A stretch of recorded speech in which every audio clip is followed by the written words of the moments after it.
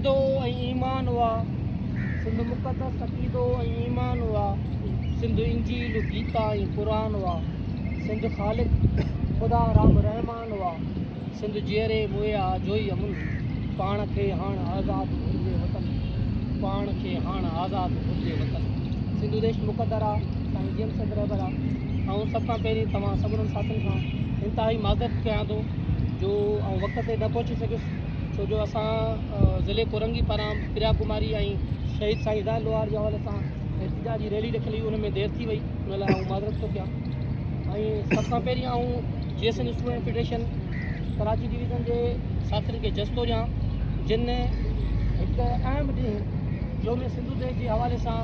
ही गजाणी कोठाई ऐं उन में मूंखे मौक़ो ॾिनो त तव्हां नौजवान दोस्तनि सां आउं मुखातिबु थियां। बुनियादी ॻाल्हि इहा आहे त सिंधु देश जे तारीख़ी पस मंज़र ऐं जो में सिंधु देश जे हवाले सां ॻाल्हाइण खां अॻु में ऐं कुझु सिंध जी तारीख़ जे हवाले सां जेका माज़ी क़रीब जी जेका तारीख़ आहे उन हवाले सां थोरो ॻाल्हाईंदुसि, त जीअं असांजा दोस्त या असां जेके आहे वाक़िफ़ थी सघूं त सिंधु देश जे आज़ादी जी जेका घुर आहे उन जे पुठियां बुनियादी जेके कारण ऐं सबब कहिड़ा हुआ। सिंधु देश जेको लफ़्ज़ आहे उहो असांजी हिन सरज़मीन जो तारीख़ी लफ़्ज़ आहे, उहो को नओं लफ़्ज़ न हो या योम सिंधु देश वारे ॾींहुं ईजाद कयल लफ़्ज़ न हो, पर उहो सिंधु देश असांजी हज़ारा साला तहज़ीब ऐं तारीख़ सां जुड़ियल उहो नालो आहे। जॾहिं सिंध सुपत सिंधु देश जी हैसियत में हुई त उन वक़्तु बि हिन सिंध धरती जो नालो जेको हो उहो सिंधु देश हो। ऐं उन तसवर तारीख़ी उन पस मंज़र, उन तारीख़ी रिवायतुनि, उन तारीख़ी कल्चर, उन ॿोली ऐं इक़्तिसादी ऐं सियासी मुफ़ादनि जे ॾाढापे जेको असां समूरी हिन क़ौम खे जोड़े हिकु क़ौम हुजण जो जेको असांखे सिलो मिलियो, उन नतीजे ते साईं जेम्स शहद उहो वाहिद फ़र्द हो जंहिं हिन ख़िते जे अंदरि बरे सग़ीर जे अंदरि जदीद क़ौम परस्तीअ जो बुनियादु विधी, जदीद क़ौम परस्ती जो बुनियादु रखी असांखे ॿुधायो त सिंध हज़ारनि सालनि खां हिकु तारीख़ी असांजो वतन रहियो आहे ऐं असां हज़ारनि सालनि खां हिकिड़ी जुदागाना क़ौम आहियूं ऐं आज़ादी असांजो बुनियादी यानी बर्थ राइट हक़ आहे ऐं आज़ादी मुमकिन एंटर आहे जेको सिंधु देश जो बुनियादी नज़रियो आहे। बुनियादी ॻाल्हि इहा आहे हिन रियासत जे अंदरि जॾहिं हीअ कन्फेडरेशन जोड़ी वई त उन वक़्त ते 1940 जो जेको रेज़ोल्यूशन पास कयो साईं जेम्स जी कोशिशुनि सां जेको हीउ रेज़ोल्यूशन पास थियो, उन जो बुनियादी नुक़्तो इहो हो त उन में सिंध, पंजाब, पख्तूनख्वा, बलोचिस्तान ऐं बंगाल उन फेडरेशन में स्टेट जी हैसियत में शामिल थिया। तव्हां अॼु बि उहो रेज़ोल्यूशन जॾहिं पढ़ंदो त उन में इहो वाज़े ऐं चिटनि लफ़्ज़नि में लिखियलु आहे त पाकिस्तान हिकिड़ी कन्फेडरेशन हूंदी जंहिंमें ही 5 स्टेट्स हूंदियूं जेके ऑटोनॉमस ऐं सॉवरन हूंदियूं, जिन जा समूरा इख्तियार जेके आहिनि उन्हनि स्टेट्स वटि हूंदा। सिर्फ़ु 2.5 खाता जेके आहे उहे फेडरेशन या कन्फेडरेशन वटि हूंदा, जंहिंमें दिफ़ा, फॉरेन पॉलिसी ऐं करेंसी। पर पाकिस्तान ठहण खां अॻु में ई इन रेज़ोल्यूशन खे रेटिफाई करे रद्द करे ऐं हिन 1946 में रदो बदल करे ऐं पाकिस्तान जो जेको बुनियादु रखियो उहो क़ौमी नज़रे जे बुनियाद ते रखियो, जेको मज़हब जे कूड़ ऐं पेन इस्लामिज़म जे उन नुक़्ते नज़र ते रखियो त हिन बरसगीर जे अंदरि 2 क़ौमूं आहिनि मज़हब जे बुनियाद ते, यानी हिंदू ऐं मुसलमान। उन करे हिंदुनि खे अलॻि वतन खपे ऐं मुसलमाननि खे अलॻि वतन खपे। इन शनाख़्त जे बुनियाद ते 2 क़ौमी नज़रे जे बुनियाद ते हिन पाकिस्तान जो बुनियादु रखियो हुयो। ऐं तव्हां समूरनि साथियुनि खे इहा ख़बर हुअणु घुरिजे त साईं जेम्स शहद जा इख़्तिलाफ़ 1945 में ई जना ऐं कैबिनेट सां थिया हुआ ऐं उन वक़्तु ई हू अलॻि थी चुको हो ऐं हुन प्रोग्रेसिव मुस्लिम लीग जो बुनियादु विझी करे हिन ख़िते जे अंदरि सिंध जी उहा ई हैसियत जेका आहे, वतन जी जेका हैसियत आहे, स्टेट जी हैसियत आहे, उनजी बहाली जे लाइ हुन जदोजहद जी शुरूआति कई। पर पाकिस्तान ठहण सां ई जेको पहिरियों शासी क़ैदी बणियो उहो साईं जेम्स शहद ऐं पाकिस्तान जी सॼी तारीख़ जेका आहे उहा असां खणी ॾिसंदासीं त उन सॼी तारीख़ में असां सां जेका वार्ता वई आहे उन में इहो त असां खां जेको वाइदो इक़रार कयो वियो त सिंध ऐं ॿियूं जेके रियासतूं या स्टेट्स हिन फेडरेशन जो हिसो थींदियूं उन्हनि खे स्टेट जो दर्जो हूंदो, वतन जी शनाख़्त जी हैसियत हूंदी ऐं उन्हनि जूं ॿोलियूं क़ौमी ॿोली जो दर्जो उन्हनि खे हूंदो ऐं समूरा इक़्तिदार उन्हनि क़ौमुनि वटि उन्हनि स्टेट्स वटि हूंदा। पर थियो छा उनजे बरक्स त असांखे वतन जी हैसियत त न मिली,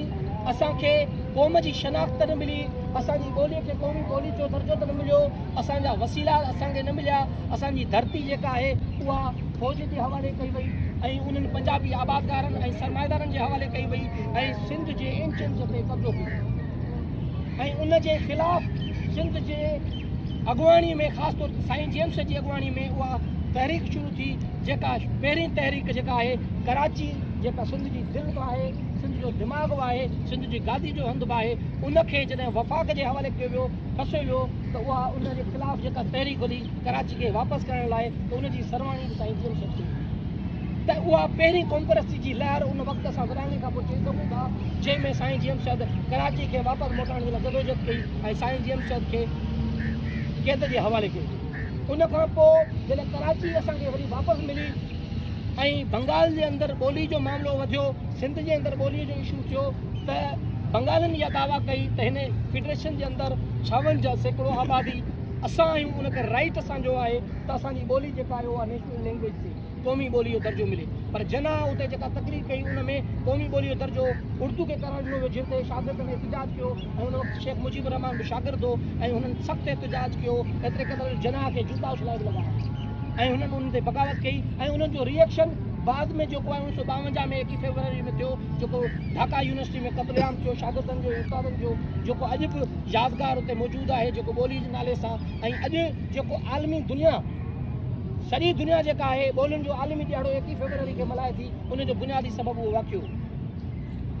सिंध जे अंदरि बि ॿोली जे हवाले सां जदोजहद थी, जंहिंमें प्रोफेसर जेको आहे लेक्चरर हो असांजो रज़ाक सुमरो ऐं ॿिया केतिरा ई असांजा नौजवान हुआ, उहे ॿोली जे मामलनि में जेको आहे शहीद कया विया। त सिंध जे अंदरि बि इहा तहरीक हली त सिंधी ॿोली हिन बरे सगीर जे अंदरि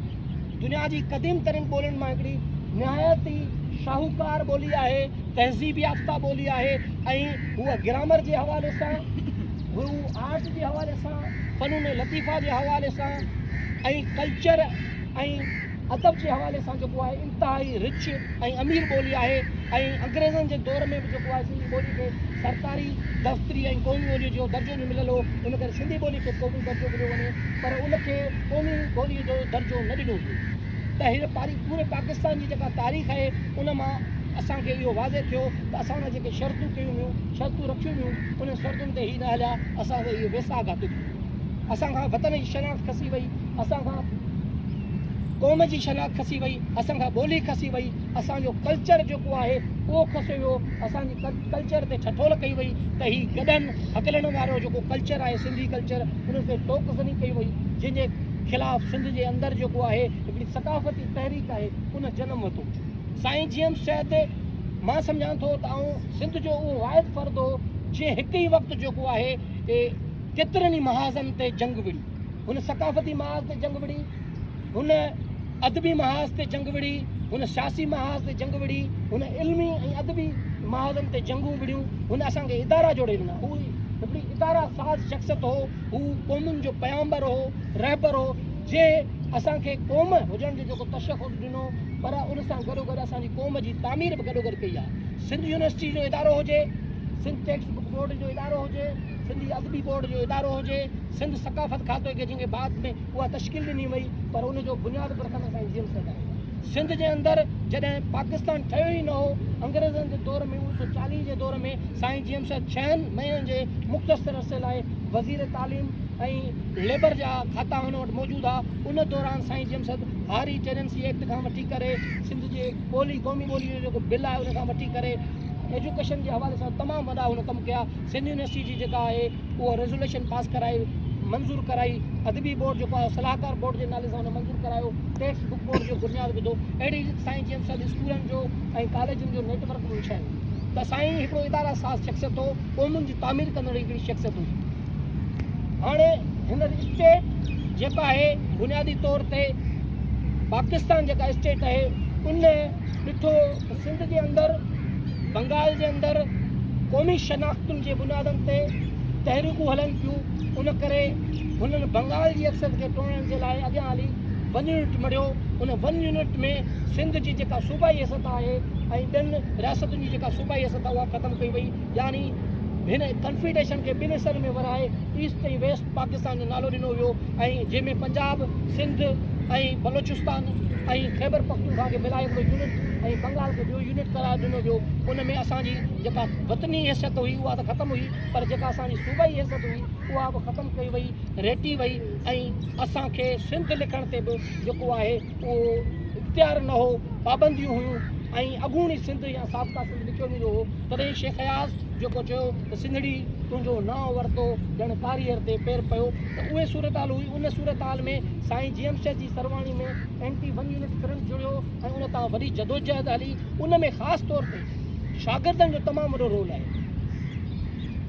सो जो साईं GM मुख़्तलिफ़ तजुर्बा कया ऐं साईं GM सिंधी क़ौम जे मुख़्तलिफ़ परतनि ॾे वियो। उन में साईं GM आबादगारनि ॾे वियो। साईं GM जेको आहे शुरू जी पंहिंजी ज़िंदगी में उन्हनि वॾेरनि ऐं जागीरदारनि वटि वियो, पर समूरा तजुर्बा जेके साईं करे इन नतीजे ते पहुतो त सिंध जे पीर, मीर, मुल्ले ऐं जागीरदारनि मां का बि चङाई जी उमेद नथी करे सघिजे। ऐं उहो जेको आहे उहो क़ौमुनि जो कातिल बि आहे, नासूर बि आहे ऐं स्टेट जो दलाल बि आहे। उन करे उन मां का बि चङाई जी उमेद नथी रखी सघिजे। एतिरे क़दुरु साईं GM इहो बि लिखियो त असां जॾहिं पंहिंजे वतन जी आज़ादी हासिलु कंदासीं त उन में पीर, मीर, मुल्ले ऐं जागीरदार ते सियासत करण ते बि पाबंदी हूंदी। सो साईं उहो तजुर्बा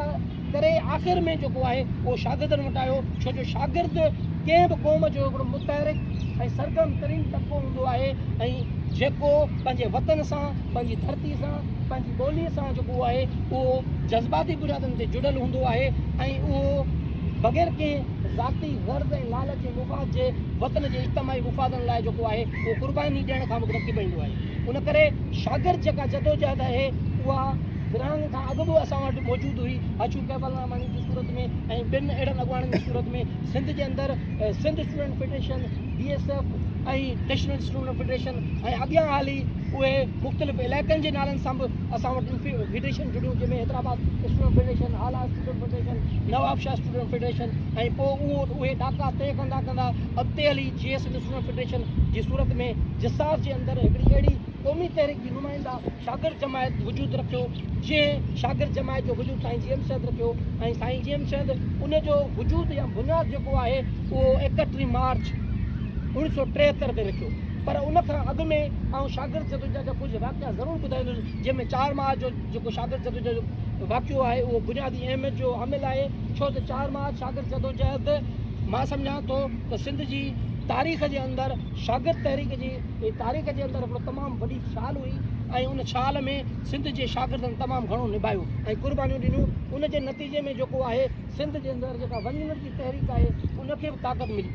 बुनियादी तौर ते 4 मार्च शागिर्द जो तहरीक जो जेको वाक़ियो आहे उहो सिंध यूनिवर्सिटी सां गंढियल आहे, जंहिंमें जेको शागिर्द दोस्त, इल्मु दोस्त, वाइस चांसलर हो हसन अली अब्दुर्रहमान, उनखे हिकिड़ो ब्यूरोक्रेट ऐं मार्शल आर्ट एडमिनिस्ट्रेटर जो शहीदो जेको हो कमिश्नर हो मसरूर हसन, उनखे हटाए ऐं उन जॻह ते पाण फ़ैसिला करणु लॻो। तॾहिं उनजे ख़िलाफ़ु शागिर्दनि जेका आहे उहा जदोजहद हलाई, जंहिंमें सिंध यूनिवर्सिटी, लम्स कॉलेज ऐं मेहरान कॉलेज जा शागिर्द हुआ, जिन उहा जदोजहद कई ऐं उन क़ुर्बानी ॾिनी। उन नतीजे में उहा तहरीक सॼी सिंध में जेका पखिड़िजी वई ऐं उन तहरीक शागिर्दनि जे ज़रिए समूरनि परतनि खे जॾहिं जोड़ियो ऐं 1 यूनिट जे ख़िलाफ़ु हिकिड़ी भरपूर तहरीक थी त मजबूर थी हिन स्टेट जेको आहे 1 यूनिट खे तोड़ण जो ऐलान कयो। ऐं पोइ हिन स्टेट जे अंदरि पहिरीं फेयर जेका आहे ट्रांसपेरेंट इलेक्शन थी, जंहिंमें शेख मुजीब रहमान जी अवामी लीग अक्सरत सां खटे आई ऐं ॿिए पासे जेको आहे भुट्टो खटे आयो, पर अक्सरत में मुजीब रहमान खटे आयो। पर साईं GM इहे समूरा तजुर्बा ॾिठा त शेख मुजीब रहमान अक्सरत जे खटे अचण खां पोइ बि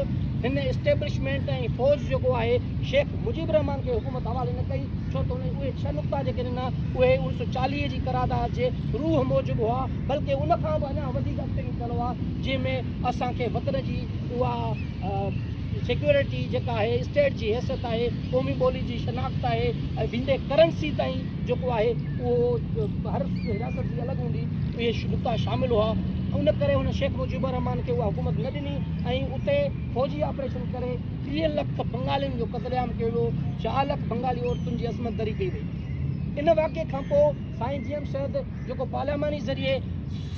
पाकिस्तान जे अंदरि सुधार आणण जी कोशिशि कई या पाकिस्तान जे अंदरि सिंध खे ख़ुदि मुख़्तियारी या उहे हक़ ॾियण जी कोशिशि कई साईं उहे समूरा तजुर्बा करे अॼु नतीजे ते पहुतो त पाकिस्तान जे मौजूदा फ्रेमवर्क में स्ट्रक्चर में रहंदे सिंध जे लाइ का बि चङाई जी उमेद न आहे का भलाई नथी मिली सघे पाकिस्तान जी जेका असेंबलियुनि जो जेको नेटवर्क आहे या सिस्टम आहे उन में सिंध खे का बि चङाई नथी मिली सघे उन करे साईं इन नतीजे ते पहुतो त बंगाल जे टुटण खां पोइ अलॻि थी बांग्लादेश जी सूरत वठण खां पोइ इख़लाक़ी तौर ते 1940 जो जेको रेज़ोल्यूशन आहे उहो ख़तमु थी वियो हाणे पाकिस्तान सां इख़लाक़ी तौर ते असां नथा रही सघूं ऐं हू पाकिस्तान ठाहिण वारनि मां हो जो ख़ालिक़ हो उन इहा दावा कई त जीअं त पाकिस्तान जिन बुनियादनि ते असां ठाहियो पाकिस्तान उन बुनियादनि ते न हली सघियो ऐं उन मुआदे जी पाण हुननि भञी करे हिकिड़े वॾे हिसे खे हिकु ठार करे छॾियो इन करे पाकिस्तान जेको आहे उहो पंहिंजो इख़लाक़ी जवाब विञाए चुको आहे हाणे इहो असांजो राइट आहे त असां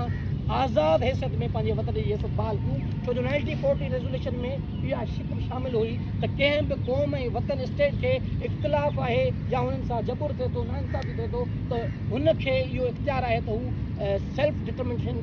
आज़ाद वतन जी हैसियत में हू रही सघनि था उन खां पोइ उहो पैगाम जेको आहे साईं जी शागिर्दनि वटि खणी वियो 31 मार्च ते 1973 में इंटरनेशनल हॉस्पिटल सिंध यूनिवर्सिटी में उते शागिर्दनि सां मुखातिब थियो ऐं साईं जिन सां इहे लफ़्ज़ चया त शागिर्दनि सां नौजवाननि सां जॾहिं मां मुखातिब थींदो आहियां त उहो मूंखे ईअं महसूसु थींदो आहे ॼण याकूती खाइण जी मिसल आहे उहा ताक़त मूं में ईंदी आहे छो जो नौजवाननि में उहो जज़्बो आहे उहो जोश आहे उहा उन्हनि में कमिटमेंट आहे ऐं उहो क़ुर्बानी जो जज़्बो आहे जंहिंसां उहे नौजवान पंहिंजे वतन सां जेको आहे खिलंदे मुस्कुराईंदे जेको आहे उहो क़ुर्बानी ॾियण लाइ तयारु थींदा आहिनि त साईं जिन सां उन में इहो वाज़े रखियो त असां हिन स्टेट जे अंदरि शामिल जेके थियासीं उहे हिननि बुनियादनि ते थियासीं पर हाणे हीअ स्टेट पंहिंजो इख़लाक़ी जवाब विञाए चुकी आहे उन करे सिंध ऐं सिंधु देश जेको आहे उनजी बि वस्फ़ जेका आहे साईं वाज़े ॿुधाई साईं जी जो सिंध जॾहिं आउं चवां थो त उनजो तारीख़ी पस मंज़र हीअ पूरी इंडस वैली सिविलाइज़ेशन आहे उन में इंडस वैली सिविलाइज़ेशन में मौजूदा पाकिस्तानी फेडरेशन सां गॾु उनजी भर वारियूं जेके रियासतूं आहिनि उहे बि इंडस वैली जूं हिसो आहिनि उन करे असां सिंधु देश जो उहो तारीख़ी लफ़्ज़ इस्तेमालु करे मौजूदा जेका असांजी सिंध जी जेका जाग्राफ़ी आहे सूबे जी उन जे बुनियाद ते असां पंहिंजे वतन जी आज़ादी जी घुर था कयूं त सिंध हज़ारनि सालनि जी तारीख़ में असांजो हिकिड़ो वतन रहियो आहे असां हज़ारनि सालनि खां हिकिड़ी जुदा क़ौम रहिया आहियूं उनजो बुनियादी सबबु इहो आहे त उहे क़ौम जा जदीद क़ौम जा जेके फैक्टर आहिनि जेके 5 फैक्टर आहिनि उन जे बुनियाद ते असां हिकिड़ी जुदा गाना क़ौम आहियूं यानी वतन जी जाग्राफ़ी तारीख़ ॿोली कल्चर सियासी इक़्तिसादी मुफ़ाद इहे 5 बुनियादी उहे फैक्टर आहिनि जदीद क़ौम जा उन जे बुनियाद ते असां हिकिड़ी जुदा क़ौम आहियूं ऐं आज़ादी असांजो बर्थ राइट आहे ऐं असां पंहिंजी जदोजहद जे ज़रिए आज़ादी खे मुमकिन बणाईंदासीं पर साईं जी जो जेको आलमी फ़िक्र आहे उहो इहो आहे त जॾहिं असां पंहिंजे घर खे पंहिंजे वतन खे जेको आहे आज़ादु कराईंदासीं त असां वटि जेको असुलु जेको मक़सदु आहे उहो पूरी आलमी इंसानियत लाइ ऐं पूरी दुनिया लाइ आहे उहो इतिहाद इंसानी अमून आलम तरक़ी बनी नूह ऐं आदम ऐं आज़ादी अक़वाम छो त जॾहिं असां पाण पंहिंजे वतन में आज़ादु हूंदासीं बाइख्तियार हूंदासीं त असां वटि उहे इख़्तियार हूंदा त कंहिं बि मज़लूम क़ौम जी आज़ादी जे लाइ असां उन्हनि जी मदद करे छॾियूं असां उन्हनि जी हिमायत कयूं ऐं उन्हनि सां गॾु थियूं भाईवार थियूं ऐं उनजी आज़ादी लाइ किरदारु अदा कयूं ऐं उन खां पोइ जॾहिं दुनिया जी मज़लूम क़ौमूं आज़ादु थींदियूं ऐं उन्हनि मज़लूम क़ौमुनि जी आज़ादी खां पोइ साईं जी इन शइ ते बहस कयो आहे छो जो साईं जी जी जदीद आलमी सियासत ते जेको किताबु आहे तव्हां उहो पढ़ंदो उन में जेको साईं जी बैनल अक़वामियत जो ख़ाको ॾिनो आहे ॾाढो शानदार आहे अॼु जो दौरु जेको ग्लोबलाइज़ेशन जो दौरु आहे उन में ग्लोबलाइज़ेशन जे नाले में जेको क़ौमुनि जी शनाख़्त विसारे उन्हनि जा बॉर्डर ख़तमु करे ऐं उन्हनि ते कब्ज़ा कया पिया वञनि सरमाएदार दुनिया जे तरफ़ां या वर्ल्ड ट्रेड जेके ऑर्गनाइज़ेशन उन्हनि जे तरफ़ां कब्ज़ा कया पिया वञनि साईं उनखे काउंटर तौर ते हिकिड़ी अहिड़ी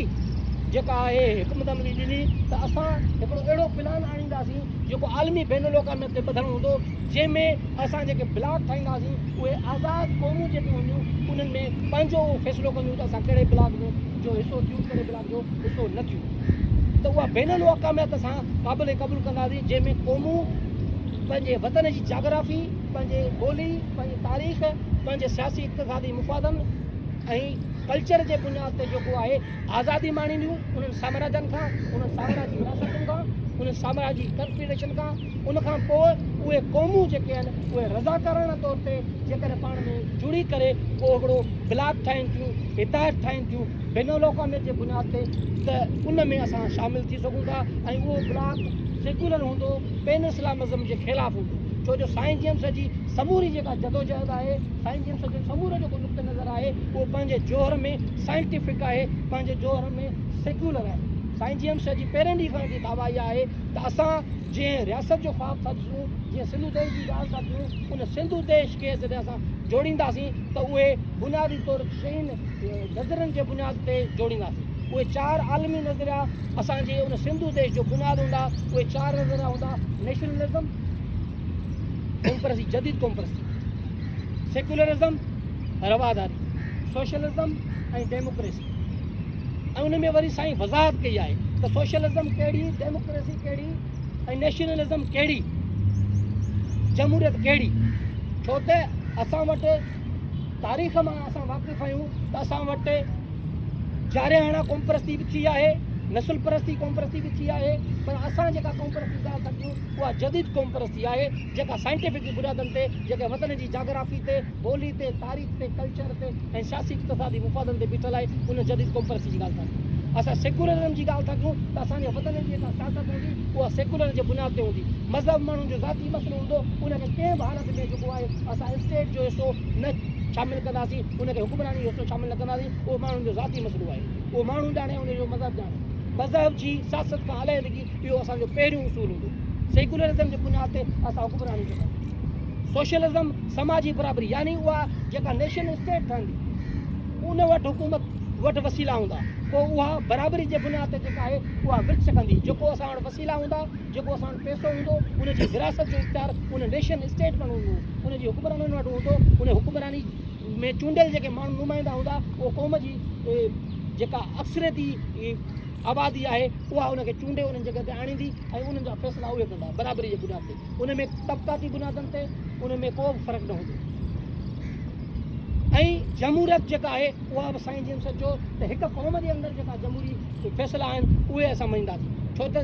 मल्टी नेशन स्टेट्स जे अंदरि, भड़क़ौमी रियासत जे अंदरि जेका जमहूरियत आहे उहा डिफरेंट आहे, पर हिकु क़ौम जी जेका जमहूरियत आहे उहा डिफरेंट आहे। पाकिस्तान जे अंदरि जेका जमहूरियत आहे उहा ढोंग आहे, जमहूरियत जे नाले में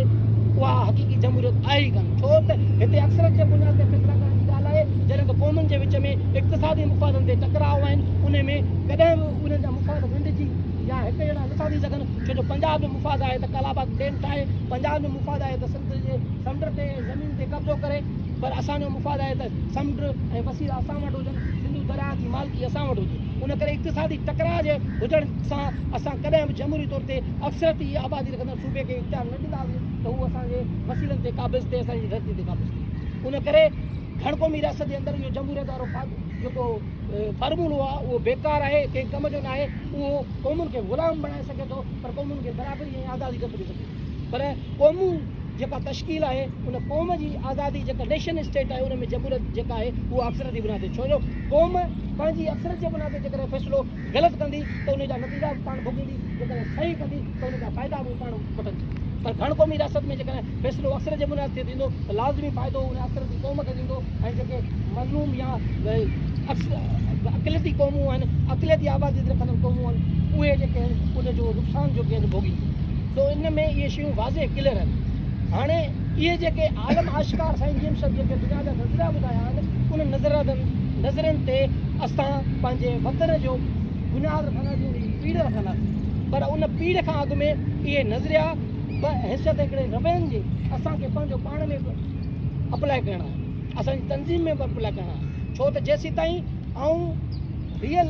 हक़ीक़त में जदीद कॉम्परस न आहियां, हक़ीक़त में ऐं जदीद सेक्युलरिस्ट न आहियां, सोशलिस्ट न आहियां, डेमोक्रेटिक न आहियां, त पोइ पंहिंजे वतन जी जेका तामीर कंदुसि, पंहिंजे वतन जी जेका जोड़जक कंदुसि, या पंहिंजे वतन जी जेका आज़ादी वठी ऐं उनजी जेका तश्कील कंदुसि, उहा सही माना में न सेक्युलर बुनियादनि ते जोड़े सघंदुसि, न डेमोक्रेटिक बुनियाद ते जोड़े सघंदुसि, न सोशलिस्ट बुनियाद ते जोड़े सघंदुसि, न नेशनलिस्ट बुनियाद ते जोड़े सघंदुसि। उन करे सभ खां पहिरियों इहो आहे त हर क़ौमी कारकुन जेको वतन जी आज़ादी में यकीन रखे थो, उनखे पंहिंजे रवे में पंहिंजे मिज़ाज में सेक्युलर हुअणु घुरिजे,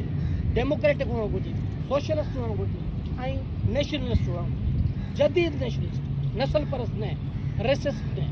जदीद क़ौम परस्त। त इहे बुनियादी इहे नज़रिया जेके आहिनि उहे रवैनि जी सूरत में असां पंहिंजी ज़ात में पंहिंजी तनज़ीम में लागू कयूं ऐं असांजो हर फ़र्द तनज़ीम जो हर कारकुन जेको आहे उन नज़रनि सां सलाड़ियल हुजे ऐं पोइ यकीन ॼाणो जॾहिं असां उन नज़रनि सां सलाड़ियल हूंदासीं असां में उहो शऊर हूंदो, उहा अगही हूंदी ऐं उन जे आधार ते जॾहिं असां पंहिंजे वतन जी आज़ादी जदोजहद जे ज़रिए हासिलु कंदासीं त पोइ उन जी तामीर बि एॾी ख़ूबसूरत ऐं एॾी ज़बरदस्त करे सघूं था जेका दुनिया सां कॉम्पीट करे सघे। उन करे ई साईं जी अमशद जोमे सिंधु देश जे ॾियारे ते इहो ई असांखे पैगाम ॾिनो त अचो त सिंध जी आज़ादी हासिलु कयूं, अचो त पंहिंजे वतन सिंधु देश खे आज़ादु करायूं, पाकिस्तान जे मौजूदा जेको ही स्ट्रक्चर आहे उन मां हुनखे निजात ॾियारियूं, पर उहा निजात तॾहिं मिलंदी जॾहिं असां अहल हूंदासीं। उन करे सभ खां पहिरीं शर्त इहो आहे त असां अहल हुजूं, क़ाबिल हुजूं, छो त क़ाबिल माण्हू ई जेको आहे पंहिंजी क़ौम जी तामीर करे सघे थो, पंहिंजे वतन जी तामीर करे सघे थो ऐं वतन जी आज़ादी लाइ जाकोड़ ऐं जदोजहद करे सघे थो। उन जे लाइ असांखे पंहिंजे वतन जी आज़ादी हासिलु करण जे लाइ सभ खां वॾो जेको अहम जेको पहिरियों मोर्चो आहे उहो आहे ऑर्गेनाइज़ेशन, तनज़ीम साज़ी, इदारा साज़ी। उन करे सभ खां वधीक जेका हिन वक़्तु असांखे ज़रूरत आहे उहा सिंध जे अंदरि हिकिड़ी इनक़लाबी तनज़ीम जी ज़रूरत आहे। उहा इनक़लाबी तनज़ीम जेका रियासत जो मुतबादिल हुजे, उहा इनक़लाबी तनज़ीम जंहिंमें उहे समूरा इदारा मौजूदु हुजनि ऐं उहे समूरा इदारा सिर्फ़ु लिखत जी सूरत में आइन जे स्ट्रक्चर में मौजूदु न हुजनि पर उहे फंक्शनल हुजनि ऐं उन्हनि में जेके असांजा कारकुन हुजनि या अॻुवान हुजनि उहे उन्हनि जे क़ाबिल हुजनि जो उहे इदारा लीड बि करे सघनि, उहे हलाए बि सघनि ऐं उहे असांजी क़ौम जी तामीर बि करे सघनि। उन करे असांखे अहिड़ी जदीद साइंटिफिक बुनियादनि ते तनज़ीम जोड़ण जी ज़रूरत आहे जेका फ़िक्र जीएम शहर जे आज़ाद सिंधु देश जे नज़रिए खे खणी हले ऐं उन जे मुंहुं मुआंडे जे बुनियाद ते जदोजहद करे ऐं पंहिंजूं ईंदड़ पॉलिसियूं जोड़े ऐं उन्हनि पॉलिसियुनि सां गॾु असां जॾहिं ऑर्गेनाइज़ेशन जोड़े वियासीं त उन ऑर्गेनाइज़ेशन जे जुड़ण जे मरहले में इदारा साज़ी जे मरहले में असांखे टिनि क़िस्मनि जूं हिकमत अमली ऐं पॉलिसीज़ जोड़ण जी ज़रूरत आहे ऐं उहे policies short term policy, mid term policy ऐं लॉन्ग टर्म पॉलिसी आहे। नंढे मुदे वारियूं पॉलिसियूं, विचे मुदे वारियूं पॉलिसियूं ऐं वॾे मुदे वारियूं पॉलिसियूं। वॾे मुदे वारियूं पॉलिसियूं इहो हूंदियूं आहिनि त लॉन्ग टर्म हूंदियूं आहिनि, उहे तनज़ीम जे जुड़ण जे ॾींहं खां शुरू थी वेंदियूं आहिनि ऐं वतन जी आज़ादी खां पोइ हलंदियूं, छो जो उन में क़ौम जी तामीर शामिलु हूंदी आहे। उन में कारकुननि जी तामीर,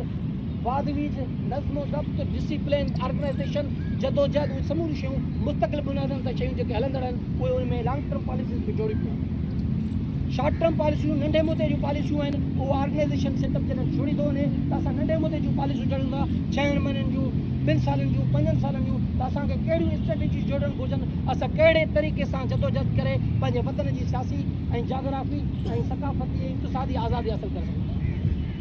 उहे नंढे मुदे जूं पॉलिसियूं हूंदियूं ऐं विचे मुदे वारियूं पॉलिसियूं हूंदियूं आहिनि हादसाती बुनियादनि ते, छो जो असां वटि केतिरा ई अहिड़ा मामला वाक़िया रूनुमा थिया आहिनि जेके हादसाती बुनियादनि ते थिया आहिनि, पर असांजी तारीख़ न हुजण जे करे,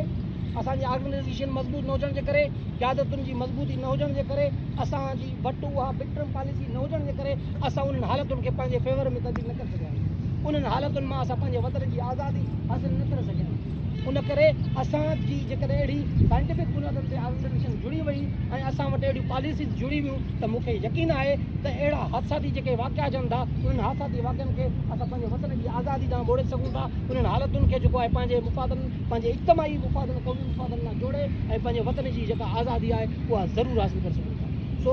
जोमे सिंधु देश जो ॾिहाड़ो अवां समूरनि साथियुनि खे मुबारक हुजे ऐं हिन हवाले सां जेकॾहिं के सवाल के मुंहिंजा दोस्तनि खे हुजनि तव्हां पुछी सघूं था। महिरबानी।